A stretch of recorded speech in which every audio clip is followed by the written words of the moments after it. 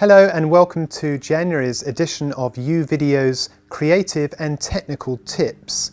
So for this video, the topic is how to get your client's consent to a video testimonial. It's often quite a challenging thing asking somebody if they wouldn't mind appearing on camera.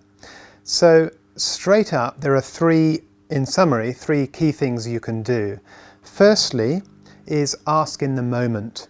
Once you finish that project, that great result for your client, now is the time to ask. They're much more likely to say yes. Number two is prepare for their concerns. So in a minute we will go through actually 9 concerns that we've come up with that they may have. If you can prepare and be ready to respond positively to those questions, then you're more likely to get consent. And then lastly, the most important one is produce a production schedule. Yes, I know this sounds like a thesis, but it's really not. And actually we will attach one to this newsletter, a template if you like, and put it in your folder structure to help you. So a production schedule contains all the information, and you will produce this after you've had your conversation with the client. Information from the key contacts, the date, the time of the shoot, the instructions on what to wear, and even the questions and the desired responses, i.e. the content. And it's circulated amongst the team. And this document normally helps our clients, especially in larger organisations, get the consent they need from their marketing and communications team. So that's the summary. Now, if I may, we'll go through the 9 things. Yes, sorry, 9, I know. It's going to be quite a long video, but pretty important. Straight away then. Number 1, prepare the questions and the desired responses in a document. That will assist them. We've discussed that. Don't script it. The client will want the flexibility, and it will make for a much more genuine video if they do produce their own responses. Number 2, remind them that it's a good joint marketing initiative. It really is. And give them the opportunity to tell the audience about themselves or their company, depending on the topic, just to help with getting this consent. Number 3, let them know that their on-set time will be reduced to an absolute minimum. Even half an hour. You see, prepare by getting there in advance, setting up, choosing the room, etc. And then you can notify that you're ready for them to come along, sit down and have the conversation, thereby minimizing their disruption to their business.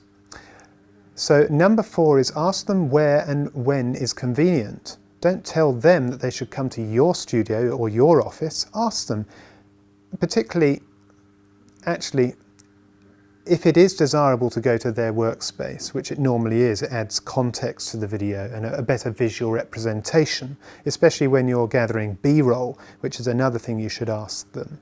So, at their convenience, what time would suit you and what date? Is it convenient for you to shoot at your location? Normally it is. Okay, number 5, tell them that you will ask the questions. Oh, so I don't have to do one long take? No, not at all. It will be broken down into 4 or 5 questions and I will ask them and prompt you. That normally helps relax them. Number 6, state that you will comply with their brand guidelines. Normally the marketing or the brand team have reservations about that. That might mean, type of compositions, or even getting their logo placed appropriately in the video. Okay, excuse me looking at this. Number 7, what to wear? Yes, that's a key question. What do I wear? Tell them informal, casual, or perhaps their work clothes. Make them feel comfortable. Now, if they still need convincing, here are 2 more tips to round off. 1, offer them the chance to review. It's okay, you can review the final publication before the final draft before it goes live. That will often satisfy their communications or their internal communications team.